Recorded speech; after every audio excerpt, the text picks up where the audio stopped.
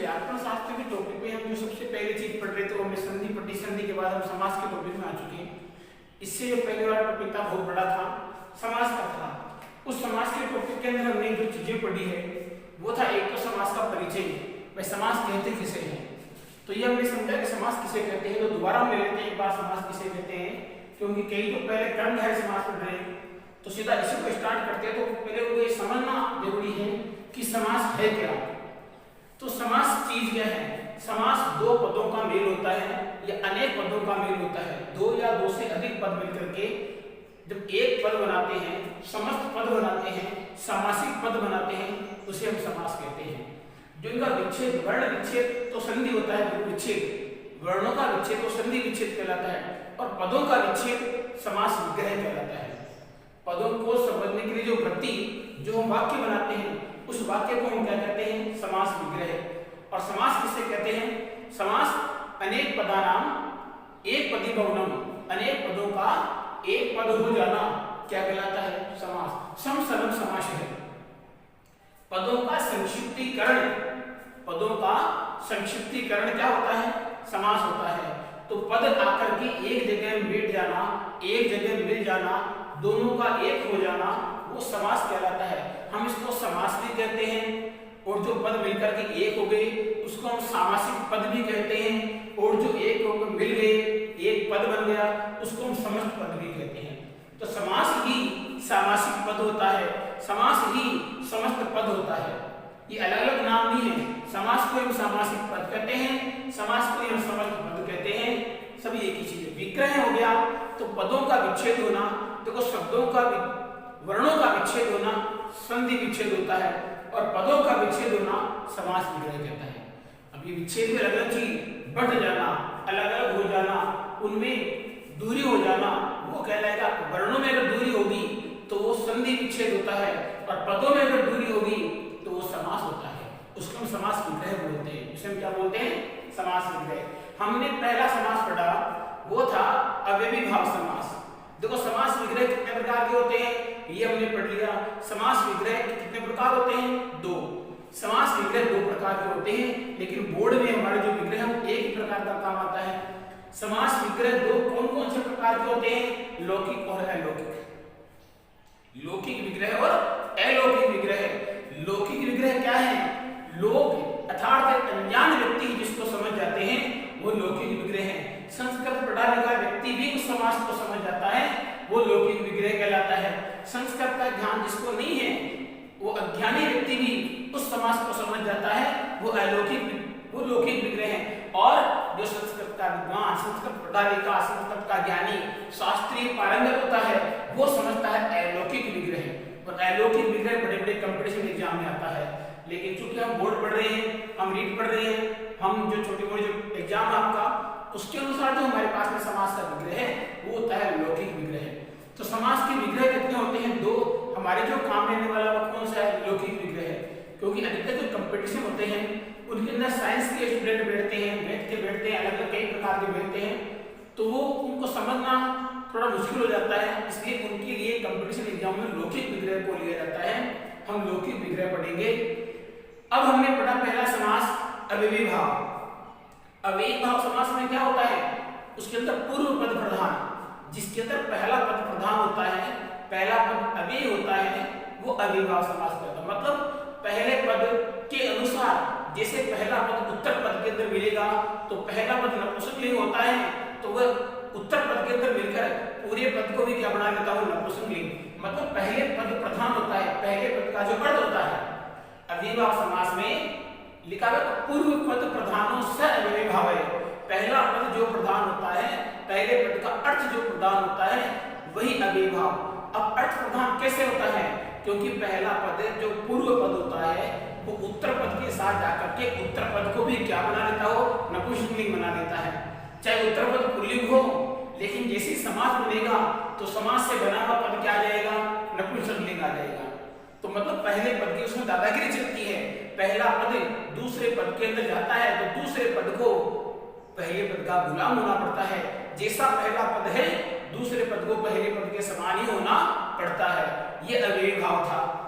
आज हम जो समास पढ़ रहे हैं वैसे समास जो हम पढ़ रहे हैं तत्पुरुष का एक भेद है। अगर हम पढ़ते हैं समास 4 बताए हैं तो उन 4 समासों के अनुसार, लेकिन बोर्ड में हमारे समास 6 हैं तो हम बोर्ड के अनुसार ही पढ़ेंगे। लेकिन कई कहते हैं समास 4 होते हैं, तो कल मैंने बताया कौन से विद्वान थे जिन्होंने 4 बताए, कौन से थे जिन्होंने 5 बताए हैं, और भट्टोजी दीक्षित ने कितने बताए थे 4, भरद्वाज ने कितने बताए थे 5। और हम संस्कृत व्याकरण के अनुसार बोर्ड पढ़ रहे हैं तो बोर्ड के अंदर हमारे समास कितने अच्छे। तो तत्पुरुष समास का जो हम लोग पढ़ रहे हैं, तत्पुरुष समास क्या है देखो, क्योंकि तत्पुरुष समास का भेद कर्मधारय है तो हम पहले तत्पुरुष समास को थोड़ा सा जान लेते हैं। देखो कर्मधारय पढ़ने के पहले हमें तत्पुरुष समास को जानना होगा, क्योंकि कर्मधारय जो समास है ये तत्पुरुष समास का एक भेद है, तत्पुरुष समास का एक भेद है। तो तत्पुरुष समास को हम समझने के लिए हम देखते हैं तत्पुरुष समास में, तत्पुरुष समास पढ़ रहे हैं तो हम लिखते हैं तत्पुरुष समास, क्योंकि तत्पुरुष समास का भेद क्या है कर्मधारय। तो कर्मधारय पढ़ने के लिए पहले हमें तत्पुरुष समास की विशेषता, तत्पुरुष समास की परिभाषा, इसको जानना ज्यादा आवश्यक है। तत्पुरुष समास है, तत्पुरुष समास है। तत्पुरुष समास में प्रायेण उत्तर पदार्थ प्रधान है तत्पुरुष है। उत्तर प्रायेण उत्तर पदार्थ प्रधान है तत्पुरुष है। प्रायेण उत्तर पदार्थ, देखो लाइन लिख रहा हूं मैं, इसको समझना है। मैं लिख रहा हूं प्रायेण उत्तर पदार्थ, उत्तर पदार्थ है प्रधान है, प्रधान है तत्पुरुष है, तत्पुरुष है। ये इस समास की परिभाषा है एक तरह से। इसका मतलब क्या होता है, इसका मतलब है प्रायेण, प्रायण का मतलब प्राय है, अधिकतर। तत्पुरुष समास में अधिकतर, देखो गारंटी नहीं आगे वाला ही हो, लेकिन अधिकतर 99% जो पूर्व पद है, पहले वाला पद है, वो क्या लिखा है, इसमें लिखा पहले वाला पद हमने कहां पढ़ा प्रधान अव्ययभाव में, और अव्ययभाव का जस्ट उल्टा कौन सा है तत्पुरुष समास है। अव्ययभाव समास के अंदर पहला पद प्रधान हो रहा था, इसमें कौन सा पद प्रधान हो रहा है उत्तर। तो प्रायेण उत्तर पदार्थ पद पदस्य अर्थ है, प्राय लगभग उत्तर पद के अर्थ का या उत्तर पद का अर्थ प्रधान होता है, स तत्पुरुष है, वह तत्पुरुष समास होता है। तो जहां पर जिस समास में उत्तर पदस्य प्रधानता भवति, उत्तर पद की प्रधानता होती है, स तत्पुरुष समास है कथ्यते, वह तत्पुरुष समास कहलाता है। और यत्र जहां पर पूर्व पदस्य अर्थ है प्रधानता होती, जहां पर पूर्व पद के अर्थ की प्रधानता होती है, सह अव्ययभाव समास है कथ्यते, वह अव्ययभाव समास कहलाता है। निश्चित ही अब हम देख रहे हैं उत्तर पद की प्रधानता, ये प्रश्न भी आ सकता है कि ऐसा कौन सा समास है जहां पर उत्तर पद की प्रधानता होती है, तो वह समास कौन सा है तत्पुरुष समास है। ऐसा कौन सा समास जिसके अंदर पूर्व पद की प्रधानता होती है, वो अव्ययभाव समास है। क्लियर है?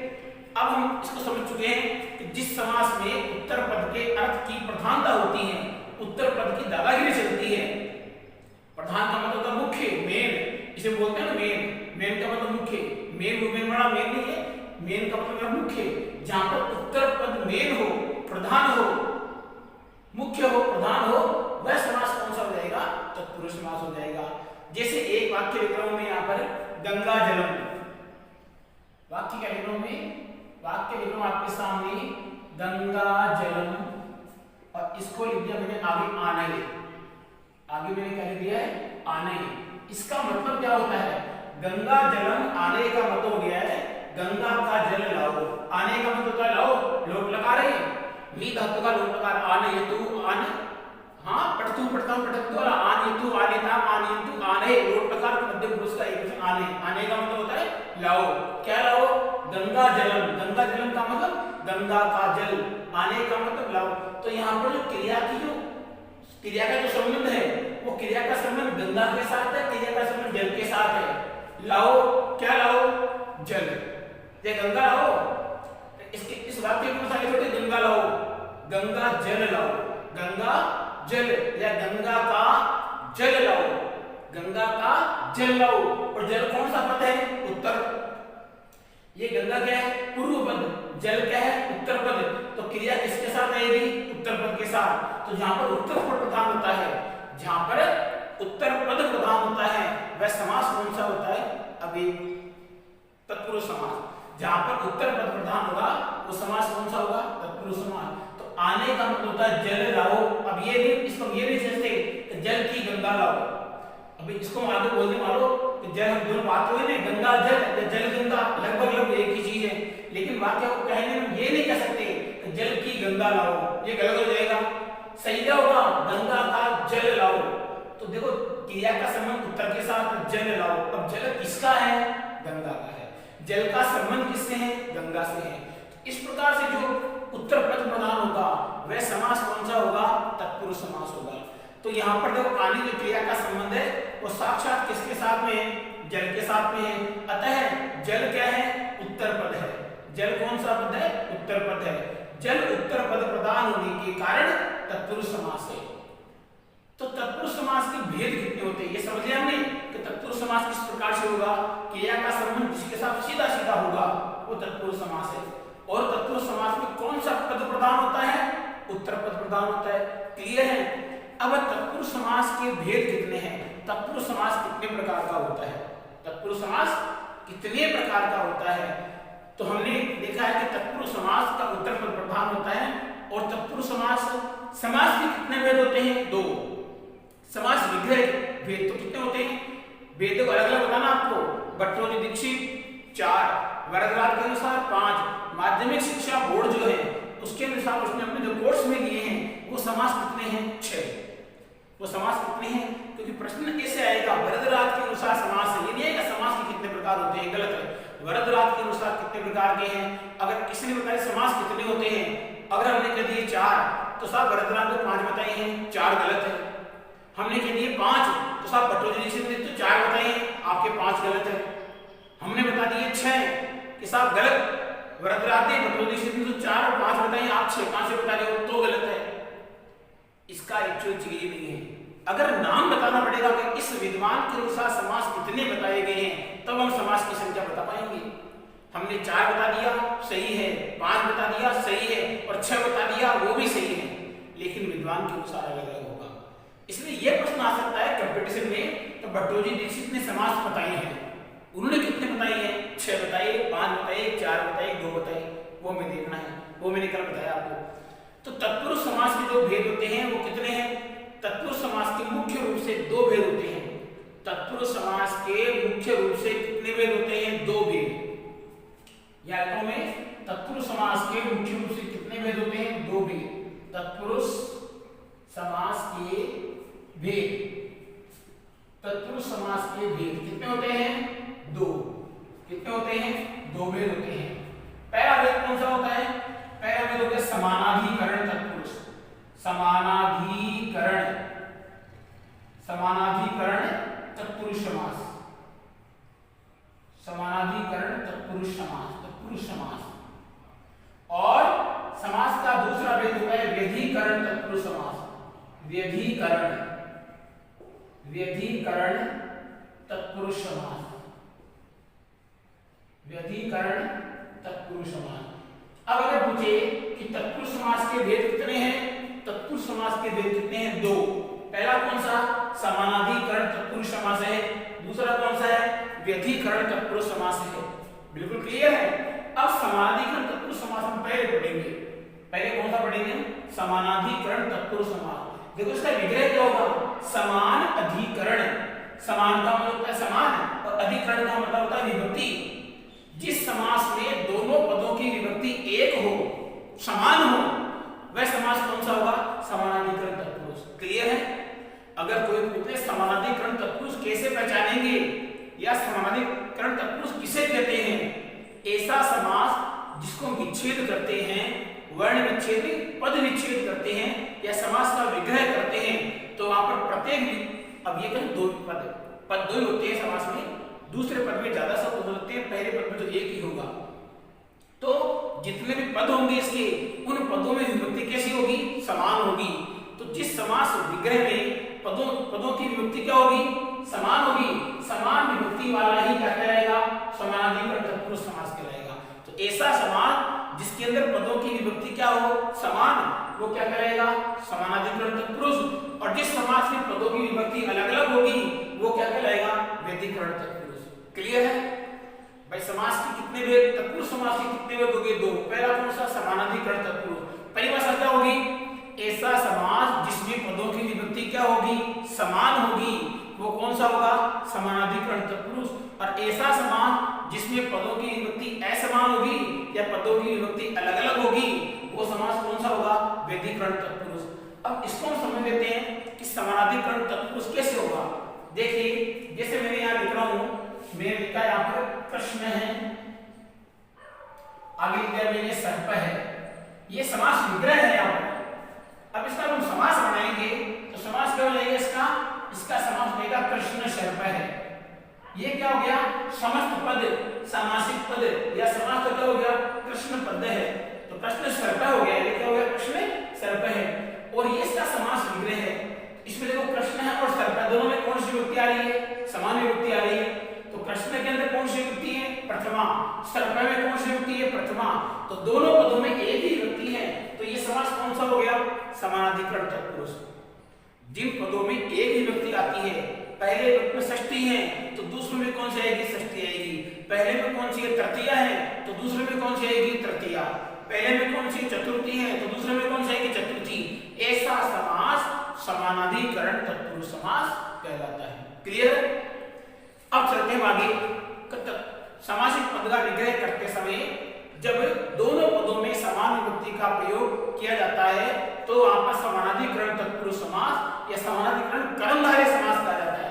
समानाधिकरण तत्पुरुष समास को कर्मधारय समास भी कहते हैं, इसीलिए कर्मधारय समास को तत्पुरुष समास में लिया गया है। क्लियर? आगे चलो, आगे हम पढ़ेंगे। अब कर्मधारय समास समझ में आ गया कि कर्मधारय समास क्यों है? क्योंकि इसमें दोनों पदों की विभक्ति एक ही होती है। पहले पद में अगर विभक्ति दूसरी है या द्वितीय विभक्ति है तो उत्तर पद में विभक्ति कौन सी होगी? द्वितीय होगी। अगर प्रथम पद में या पूर्व पद में अगर विभक्ति प्रथमा है तो उत्तर पद में विभक्ति कौन सी होगी? प्रथमा होगी। इस प्रकार से ये बातें चलती है। आगे अब देखते हैं हम कि तत्पुरुष से समानाधिकरण कर्मधारय। एक वाक्य और लिखता हूं मैं आपके सामने कि तत्पुरुष से समानाधिकरण है। तत्पुरुष है, तत्पुरुष है, समानाधिकरण है, समानाधिकरण है, समानाधिकरण है, समानाधिकरण है, कर्मधारय है। क्या लिखा है? कर्मधारय है, कर्मधारय। ये लाइन मैंने लिखी है, ये एक सूत्र है, ये अष्टाध्याय का एक सूत्र है और ये पहले अध्याय के दूसरे पाद का 42वां सूत्र है। अष्टाध्याय में पहले अध्याय के दूसरे पाद का 42 नंबर का सूत्र ये लिखा हुआ है, तत्पुरुष से समानाधिकरण कर्मधारय। तो यहाँ पर क्या हो गया? तत्पुरुष समास जिसमें समान अधिकरण है, जिसमें समान विभक्तियां होती है, वह क्या कहलाता है? कर्मधारय कहलाता है। कर्मधारय की विशेषता हम बताने को कुछ बता देंगे, लेकिन अष्टाध्याय में जो विभक्ति लिखी हुई है, जो सूत्र लिखा हुआ है, पहले पाद के दूसरे जो पहला है, दूसरा है, इसमें कौन सा है? दूसरा अध्याय, दूसरे अध्याय के पहले अध्याय के दूसरे पाद का, पहले अध्याय के दूसरे पाद का 42वां सूत्र लिखा हुआ है। और वो क्या लिखा हुआ है? ये लिखा हुआ है तत्पुरुष से समानाधिकरण कर्मधारय, अर्थात समान विभक्ति वाला जो तत्पुरुष समास है वही क्या कहलाएगा? कर्मधारय। तात्पर्य है कि पूर्व पद व उत्तर पद में दोनों में समान विभक्ति अर्थात प्रथमा विभक्ति लगाई जाती है, वह समास कौन सा होगा? कर्मधारय समास होगा। यह मैं समझा भी कृष्ण है सर्प के अनुसार, कृष्ण है सर्प के अनुसार समझे। क्लियर है? अब हम देखते हैं कि ये चीज क्या है, इनको विग्रह कैसे करते हैं। तो सूत्रम विशेषणम विशेषण बहुलम कर्मधारय। इसके बाद में एक चीज बोल लेते हैं जो अष्टाध्यायी में लिखी हुई है, विशेषणम विशेषण, विशेषण और विशेषण, विशेषण बहुलम। ये एक सूत्र इतना ही है, बहुलम इतना सूत्र अष्टाध्यायी में लिखा हुआ है। और ये भी कौन सा है? दूसरे अध्याय के पहले पाद का 57वां नंबर का सूत्र है।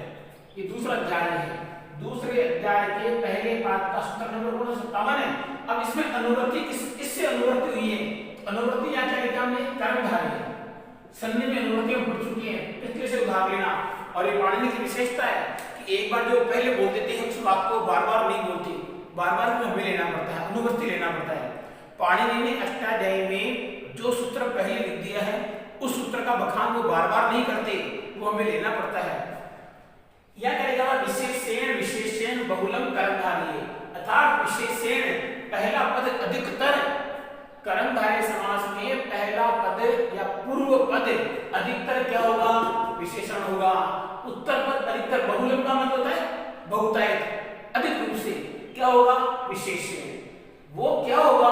कर्मधारय समास। यस्मिन् समासे पूर्वपदम विशेषणम द्वितीयम च विशेषणं भवति स समासः कर्मधारय समास कथ्यते।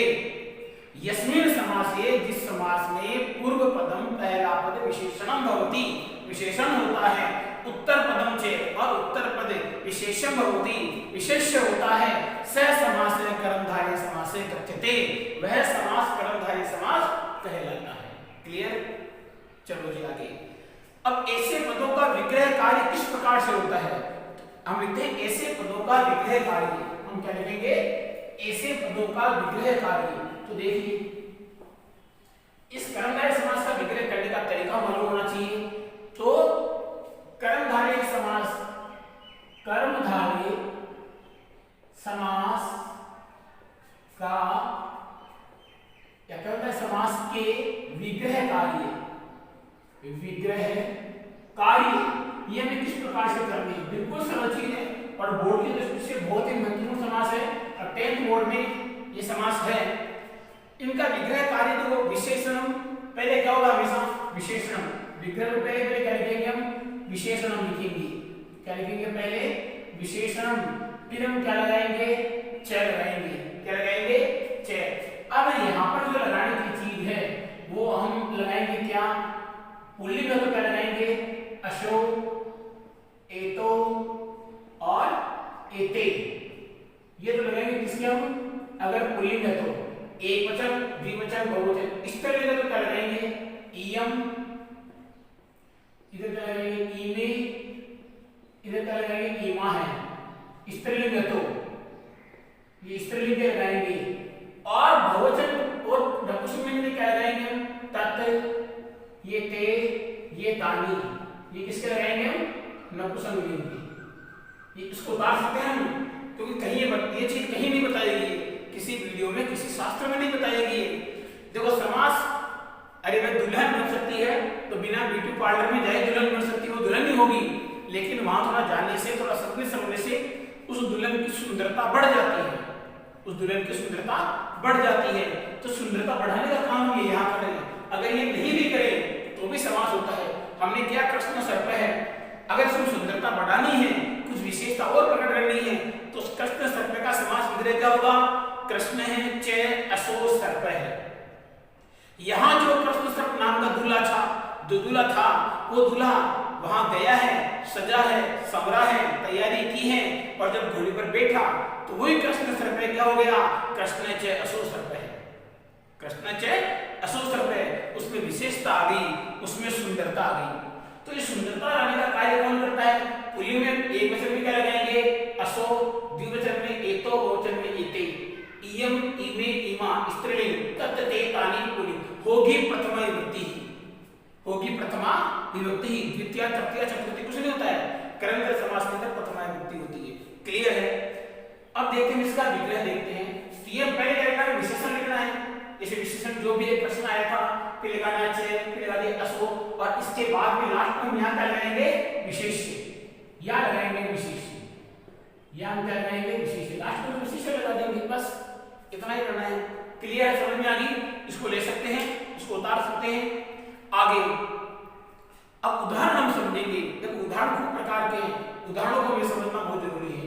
तो उदाहरणों को देखने के लिए उदाहरण देखो, उदाहरण में खूब सारे बता दूंगा, लेकिन विग्रह में बहुत समझे दूंगा लगभग, लेकिन करना भी आपको ही है। उदाहरण बहुत सारे हैं।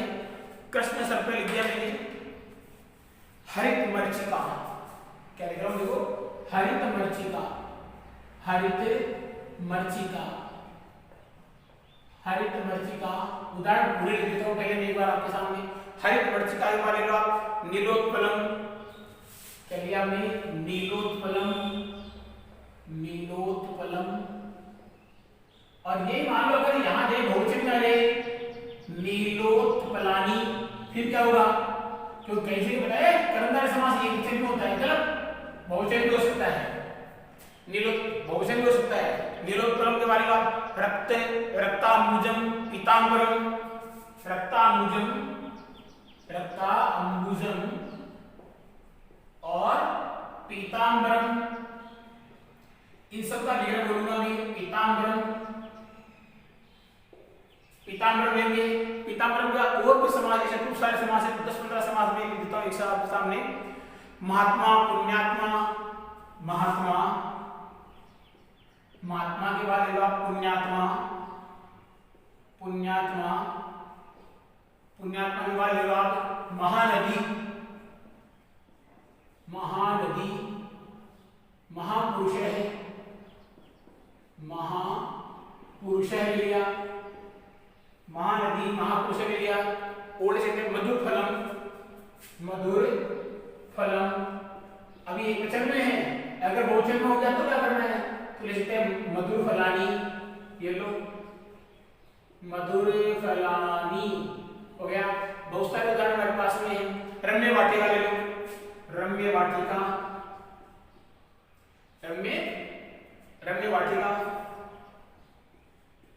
इस प्रकार से खूब सारे उदाहरण हैं। रम्य वाटिका ले लो। और महाराज हो गया, श्रेष्ठ पुरुष ले लो, श्रेष्ठ पुरुष ले लो, श्रेष्ठ पुरुष है, इसका बहुवचन ले सकते हैं, श्रेष्ठ पुरुष है। अगर बहुवचन आ जाए तो फिर क्या करें? ठीक है नहीं, इनका विग्रह पहले बता देता हूं आपको, बाकी बहुत सारे फिर आगे चलेंगे इसके आगे।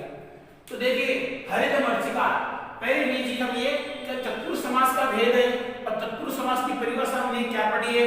तत्पुरुष समास की हमने परिभाषा पढ़ी है कि उत्तर पद प्रधान होता है। तो यहाँ पर पद प्रधान कौन सा होता है? मरीचिका। तो जो मरीचिका स्त्रीलिंग थी वो इसको भी क्या बढ़ेगी? स्त्रीलिंग। जब अव्ययभाव समास पढ़ रहे थे, दूसरा पद अव्ययभाव के अंदर पहला पद दूसरे पद को नपुंसकलिंग बना रहा था, और यहाँ पर जो दूसरा पद है वो दूसरा पद अपने अनुसार पहले पद को बना रहा है। तो यहाँ पर क्या था? हरित मरीचिका। हरित मरीचिका क्या कर रही है? ये मरीचिका स्त्रीलिंग शब्द है। हरी मिर्च, ये जो हरी मिर्च स्त्रीलिंग है, उसको भी क्या बनाएगी? स्त्रीलिंग। तो इसका विग्रह क्या होगा? हरिता। अब मिर्च एक वचन ही है, एक वचन बनेगा हरिता, हरिता चे।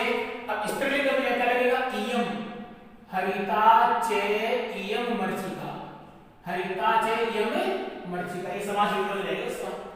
और विग्रह करने ऐसे भी कर सकते हैं, हरिता मरीचिका, इतना भी कर सकते हैं। लेकिन ये क्या हो गया? विग्रह हरिता चे इयम मरीचिका।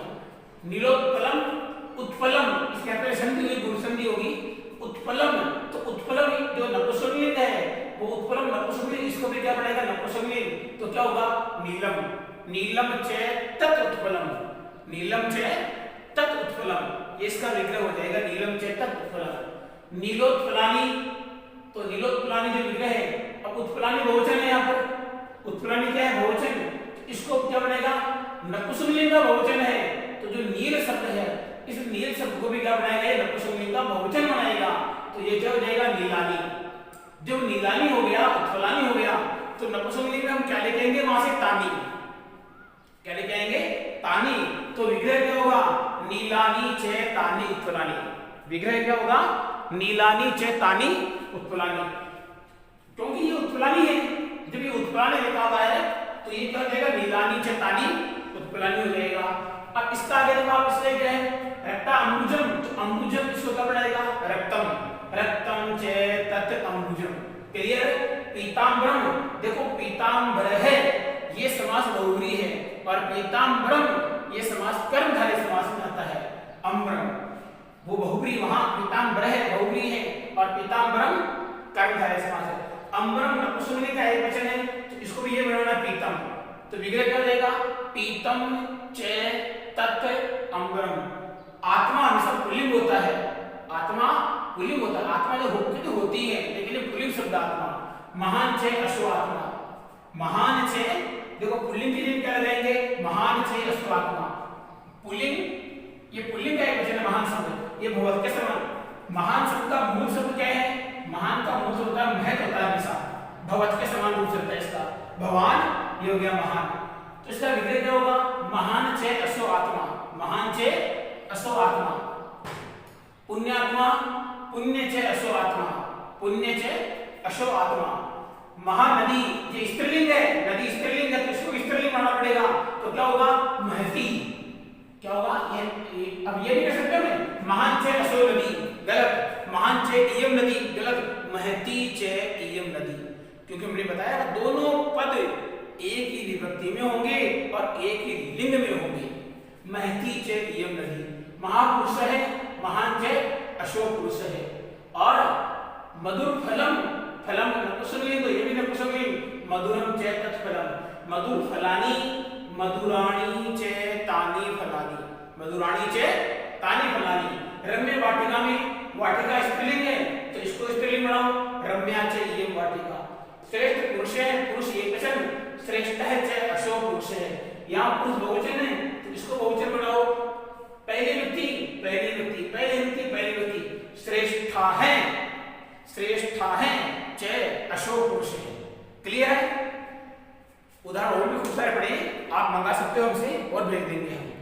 अगला जो हम लेते हैं उपमान पूर्व पदम कर्मधारय, उपमान पूर्व पदम कर्मधारय, इस चीज को लेते हैं हम लोग, इसको मैं साफ कर रहा हूं यहां से।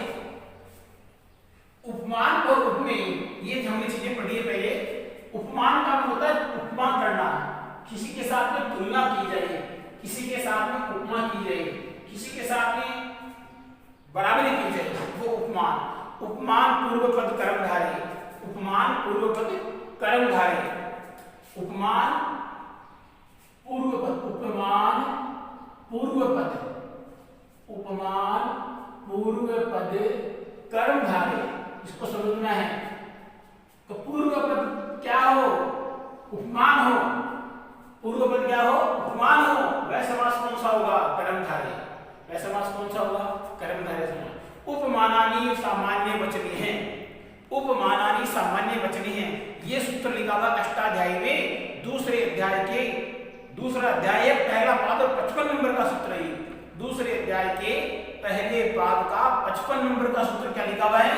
उपमानानि सामान्य वचनी हैं, उपमानानि सामान्य वचने हैं। उसके अनुसार सामान्य वचनों में उपमान जो पद होता है जिसके साथ उत्तर पद से तुलना कर रहे हैं, पूर्व पद उपमान, पूर्व पद क्या होगा? उपमान विशेषता होगी, दूसरा पद उसके साथ तुलना करेगा। क्या करेगा? तुलना करेगा। जब किसी सामासिक पद में एक पद क्या हो? उपमेय और एक पद क्या हो? उपमान के रूप में प्राप्त होता है तो वहां पर कर्मधारय समास कहलाता है। यहाँ विग्रह करते समय हमें बीच में चिन्ह कौन सा लगाना होगा? इव। इव का मतलब समान, इव का मतलब उपमान और उपमेय का अगर हम समास विग्रह करेंगे तो च असो नहीं लगाएंगे, च इयम नहीं लगाएंगे, जो हमने बताया वो नहीं लगाएंगे, वहां पर क्या लगाएंगे? हम इव। क्या लगाएंगे? इव लगाएंगे। क्लियर है? अब इसके उदाहरण समझ लेते हैं। पुरुष व्याग्रह, क्या लिख रहे हैं? पुरुष व्याग्रह, इसके ध्यान से समझना है। पुरुष व्याग्रह लिखता हूं मैं यहां पर, पुरुष व्याग्रह। मुख्य कमलम, मुख्य कमलम, पहले क्या हो गया? पुरुष व्याग्रह, मुख्य कमलम, घनश्याम है, मोक्ष समास है, कई बार बोर्ड पूछ चुका है इसको और इस बार भी पूछ सकता है। घनश्याम है, घनश्याम के वाले लो आप, राम नारायण ले लो, मुखार विंदम ले लो, चरण कमलम ले लो, पुरुष विषय ले लो, चंद्र आह्लाद ले लो, क्रोधाग्नि, विद्युत चंचला, विद्युत चंचला ले लो। संधि के अनुसार बनता है थोड़ा, विद्युत चंचला, ये संधि को निश्चित है, विद्युत चंचला, चंचला। उपमा उपमेय के उदाहरण बहुत सारे हमारे पास में। सिंह पुरुष ले लो, सिंह पुरुष है, किसके साथ तुलना की जा रही है? इसमें यू का भी बड़ा ध्यान रखना पड़ेगा, कई बार उपमान आगे होता है, कई बार पीछे हो जाता है। सिंह पुरुष है। कमल कोमलम, क्या लिया? कमल कोमलम, कमल कोमलम। इतना ही विग्रह करेंगे, उदाहरण फिर आप हमसे बोल मंगा सकते हैं, हम भेज देंगे आपके पास में। अब ये उदाहरण देखो, पुरुष व्याघ्र है, यहाँ पर पुरुष की तुलना किससे की गई है? व्याघ्र से की गई है। तो पुरुष किस यहाँ, अरे बाघ कभी पुरुष के समान हो सकता है, पुरुष बाघ के समान हो सकता है। पुरुष पुरुष किसके समान हो सकता है? बाघ के समान। तो इसका विग्रह हिंदी में क्या करेंगे? पुरुष बाघ के समान। पहले हमें हिंदी के अंदर एक बार विग्रह करके देखना है ये समान कहाँ लगेगा। अगर समान बीच में लग रहा है तो इव को लगाएंगे बीच में, और समान बाद में लग रहा है तो इव को कहाँ लगाएंगे? बाद में लगाएंगे। तो इसका हिंदी के अंदर विग्रह क्या करेंगे? देखो इसका हिंदी में क्या होगा? घन के समान श्याम। घन के समान श्याम, तो समान का है बीच में, तो क्यों लगाएंगे बीच में? पुरुष व्याघ्र होगा, पुरुष व्याघ्र के समान, तो समान लास्ट में है, तो इसका विग्रह क्या होगा? पुरुष है व्याघ्र है इव, ये इसका विग्रह होगा। अगर यहां इव लगा दिया तो गलत देखो कि पुरुष के समान बाघ। अरे पुरुष तो खाना का सब्जी खा सकता है, क्या बाघ सब्जी खा सकता है? क्या नहीं, लेकिन बाघ जानवरों को मार सकता है, तो ये भी जानवरों को मार सकता है। इस बाघ की वीरता की जो उपमा है वो उस पुरुष के लिए की गई है। पुरुष होता है वो बाघ के समान ताकतवर हो सकता है, लेकिन एक बाघ सज्जन नहीं हो सकता, एक बाघ शाकाहारी नहीं हो सकता। ये शाकाहारी तो है ही है, ये मांसाहारी भी हो सकता है। तो पुरुष है व्याघ्र है इव। कमलम, यहाँ पर मुख की तुलना किससे की गई है? कमल से। ये समझ लो, मुख के समान कमल। अरे गलत, मुख के समान कमल चल रहा है, ये क्या होगा? मुख कमल के समान। मुख की तुलना यहाँ पर किससे की गई है? कमल के पुष्प से की गई है, सुंदर। मुख कमलम क्या है? मुखम कमलम इव। मुखम कमलम इव। देखो जो विभक्ति इसमें लगी हुई है वही विभक्ति इसमें लगी हुई है, जो विभक्ति इसमें लगी हुई है वही विभक्ति इसमें लगी हुई है। तो विशेषता इसकी इनका ध्यान। घन शामिल में क्या हो गया? घन, तो ये घन की पहली विभक्ति क्या? घन। सब नियत है इसकी। घन इव श्याम है, घन इव श्याम है, ये हो गया इसका। विद्युत चंचला, विद्युत के समान चंचल। विद्युत के समान चंचल, तो समान कहाँ गया? बीच में, तो विग्रह क्या हो जाएगा? विद्युत इव चंचला। विद्युत इव चंचला स्त्रीलिंग, ये हो गया। विद्युत चंचला है तो विद्युत इव चंचला कर देंगे, कोई दिक्कत ही नहीं है। सिंह पुरुष है, शेर के समान पुरुष, ये बिल्कुल सही है, यहाँ इव बीच में लगेगा। सिंह है पहली विभक्ति, इव और कौन है? पुरुष है, ये बिल्कुल सही है। सिंह है जो पुरुष है, ये हमने कर दिया। कमल कोमलम, तो इसमें क्या आएगा? कमल के समान कोमल, तो क्या आएगा? कमलम कमलम इव कोमलम। कमलम इव कोमलम। क्लियर है? हो गया काम? इस प्रकार से हो जाएगा। अब इतना हो गया, इसके बाद में हम आगे टॉपिक देखते हैं रूपक अलंकार। कई बार रूपक अलंकार में दोनों पद एक रूप में होने से रूपक अलंकार के कारण दोनों पद क्या होता है? विशेषता होता है। दोनों पद क्या होती है? विशेषता होती है। रूपक अलंकार में दोनों पद विशेषता है इसके अंदर। अरे हम अभी तक पढ़ते हैं एक विशेषण जो घन के समान श्याम, तो यहाँ पर विशेषता विशेषण दोनों आ रहे थे। अब इस अलंकार में कुछ पद ऐसे भी हैं जिनमें दोनों ही पद क्या रहे? पूर्व पद भी क्या है? विशेषण है, और दूसरा पद भी क्या? उत्तर पद भी क्या है? विशेषण है। दोनों ही पद विशेषण है, कोई विशेष है ही नहीं है। तो उनका विग्रह करते हैं बीच में हम क्या लगाते हैं? एव। बीच में क्या लगाते हैं? एव। और जो उदाहरण मुख्य वो मैं आपको बोर्ड पे दे देता हूँ उदाहरण कौन से, इसको समझ चुके आप? बिल्कुल सरल चीज है। उपमान में रूपक अलंकार हम पढ़ेंगे कुछ एक दो वीडियो बाद समास का पूरा होते हैं, हम चलेंगे अलंकार पढ़ेंगे। अलंकार है, शब्द शक्ति है, भाषा है, लिपि है, सब चीजें पढ़ाई जाएगी, लेकिन मौका आने क्या आने पर? मौका आने पर। हम पढ़ रहे हैं यहाँ पे रूपक अलंकार के अनुसार एव कहाँ लगेगा? जिसे हम पढ़ रहे हैं विद्याधनम। क्या पढ़ रहे हैं? विद्याधनम, ठीक है। तपोधनम,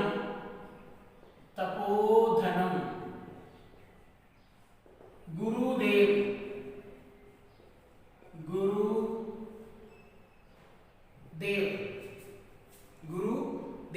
शोकाग्नि, क्या है?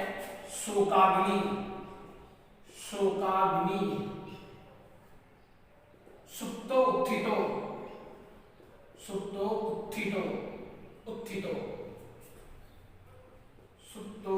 उत्थित है। और इतने तो इनको देखो कैसे करना है। इनका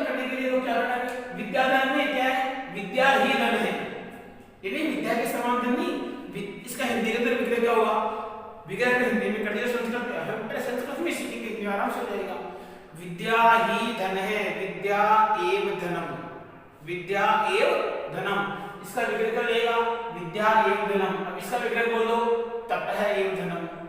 विद्या का एक विषय क्या होता है, विद्या विद्या के विषय नहीं लगता, लता लता लते लता है, लेकिन यहाँ लगेगा तप, तप है एव धनम, गुरु है एव देव है, गुरु है एव देव है, शोक है एव अग्नि है, सुप्त है एव उत्थित है, जो सोया हुआ भी है और जो उठा हुआ भी है, जो शोक दुख भी है और अग्नि भी है, जो गुरु भी है और देव भी है, जो तप भी है, जो धन भी है, जो विद्या भी है, जो धन भी है, सुप्त है एव उत्थित है, तप है एव धनम, विद्या एव धनम, गुरु है एव देव है, तप है एव बलम।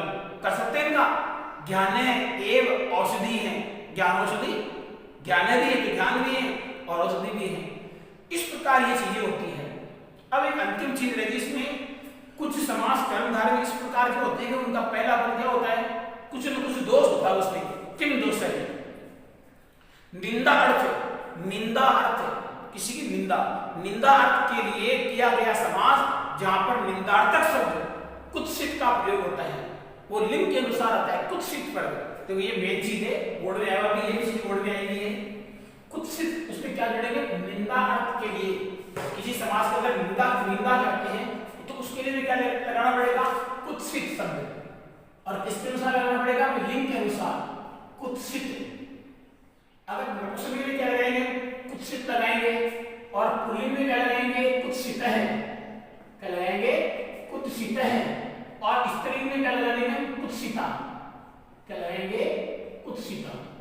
ठीक है, कुत्सिता, ये लोग कुत्सित शब्द है, नपुंसक में ये लगाएंगे, पुल्लिंग में ये, स्त्रीलिंग में कुत्सित। ठीक है, इस उदाहरण में आपके सामने ले लेता हूं।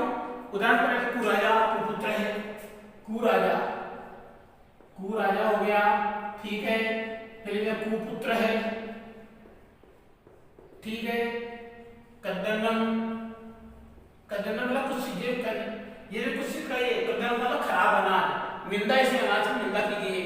कुमार्ग है, कुमार्ग है, कुराजा, कुराजा, कुराजा हो गया, बोल सकते हैं। कुमति, कदाचार है, कद्दनम, कुसंगति है, का पुरुष है, ये कायर से पुरुष है, ये कायर के लिए है, का पुरुष है किसके लिए है, कायर के लिए है। इसको इसमें ले लेते हैं एक बार, तो यहाँ पर पुरुष की निंदा की गई, कायर है। अब इनका विग्रह कैसे होगा, राजा पुल्लिंग है तो यह क्या आएगा, कुत्सित है, पुल्लिंग है, कुत्सित है राजा। लास्ट में इते लगा सकते हैं, इते लगा सकते हैं, इते लगा दो। कुपुत्र है, ये पुल्लिंग है तो यहाँ पर भी आएगा कुत्सित है, और यह क्या आएगा, पुत्र है, आगे लगा दो इति। ठीक है, कद्दनम, अन्नम नपुंसकलिंग है तो यहाँ पर क्या आएगा, कुत्सित, ये कुत्सित नपुंसकलिंग वाला जाएगा। कुछ आगे क्या लगा देंगे, अन्नम, कुत्सितम, कुत्सित अन्नम, क्लियर, इति लगा दो लास्ट में। कुमार्ग है, कुत्सित है, यह क्या लगा दिया हमने, मार्ग है, आगे क्या लगा दो, इति। कुराजा ये आ चुका, का पुरुष है, इसका मोस्ट भी है, कायर है, चे अशोक पुरुष है, ये यहाँ पर पुरुष की विशेषता है, पुरुष कैसा है, कायर, तो कायर है, चे अशोक पुरुष है, इसका सवाल हो जाएगा। इस प्रकार जो हमने इतने भेद देखे हैं, इतने भेद पढ़े हैं, इन सब में जो चीज समास था वो समास कौन सा था, कर्मधारय समास है। और कर्मधारय समास हमने पूरे भेद पढ़ लिए किस प्रकार से बनता है। उदाहरणों की कमी उत्तर हम भेज सकते हैं, आप उदाहरण बना सकते हैं, हम उदाहरणों को हल करके भेजेंगे। आप जो उदाहरण बनाएंगे उन उदाहरणों को हल करके भेजेंगे, उनको बना के भेजेंगे। और अगर किसी कहीं पर इस कर्मधारय समास में कुछ समस्या आती है, जब कर्मधारय समास है तत्पुरुष का पहला भेद है समानाधिकरण, ये हमने समझ लिया है। अगला जो वीडियो आएगा हमारा वो होगा व्यधिकरण समास का होगा, व्यधिकरण तत्पुरुष समास। ये था हमारा समानाधिकरण तत्पुरुष समास ही, समानाधिकरण तत्पुरुष समास ही कर्मधारय समास है। अरे कई बार होता है कि विद्यालय में किसी का नाम मान लीजिए कर दिया, किसी का नाम वालों कर दिया आपने, ललित कर दिया, क्या कर दिया, ललित, और घर पे उसको क्या कहते हैं, लल्लू। विद्यालय में नाम क्या है? ललित कुमार। और घर पे उसको क्या बुलाएंगे? लल्लू बुलाएंगे या पिंटू बुलाएंगे या मिंटू बुलाएंगे या चिंटू बुलाएंगे। तो बात वही हो गई। कर्मधारय यहाँ पर वो क्या था? समानाधिकरण तत्पुरुष बुला रहे थे और घर में इसको क्या बुला रहे हैं? फिर कर्मधारय समास बुला रहे हैं। एक चीज के अनेक नाम हो सकते हैं, एक चीज के अनेक नाम। अब ये नहीं है सर ये तो समानाधिकरण तत्पुरुष समास था, आपने कर्मधारय कहां से कह दिया? तो ठीक है भाई, क्योंकि कई गार्जियन हमारे पास भी ऐसे आते हैं कि वो बोलते सब चिंटू को बुलाओ क्लास से। अब चिंटू को कौन सी क्लास में बुलाएं? किसी क्लास में चिंटू है ही नहीं। बात की उसको पूछते पापा का नाम बताओ, मम्मी का नाम क्या है, उसको ढूंढते हैं कौन सी क्लास में है, आपका चिंटू कौन सी क्लास के अंदर पढ़ता है। फिर उस चिंटू को खोजते हैं, उस चिंटू के पापा को खोजते हैं, उस चिंटू की मम्मी को खोजते हैं, तब जाके वो चिंटू मिलता है। क्योंकि घर में उसको चिंटू ही कहते हैं, घर में उसको मिंटू कहते हैं। तो ये चिंटू मिंटू जो भी है या घर में उसको गुड़िया कहते हैं, यही पता है गुड़िया कहते हैं घर पे। अब साहब गुड़िया को बुलाओ, अब कौन सी गुड़िया को बुलाएं? इसको तो बहुत सारी गुड़ियाएं पढ़ती है। फिर गुड़िया का पापा के नाम पूछते हैं, गुड़िया की मम्मी का नाम पूछते हैं, तब जाके वो गुड़िया मिलती है। तो कर्मधारय समास समानाधिकरण तत्पुरुष समास भी है। क्लियर है? नमस्कार मित्रों, हमने समझाने की पूरी कोशिश की है, प्रयास किया है। प्रयास क्या किया? समझा दिया है। प्रयास नहीं किया, समझाया हमने आपको पूरा। एकदम में समझाया पूरा प्रयास नहीं समझा दिया हमने आपको। समझ में आई? अच्छी बात है। समझ में नहीं आई और ज्यादा अच्छी बात है। समस्या आपको ढूंढनी चाहिए। फिर भी अगर कोई समस्या होती है तो आप हमसे संपर्क कर सकते हैं। उदाहरण हम आपके पास में और भेज देंगे, हल करके भेज देंगे। नमस्कार मित्रों, नमस्कार।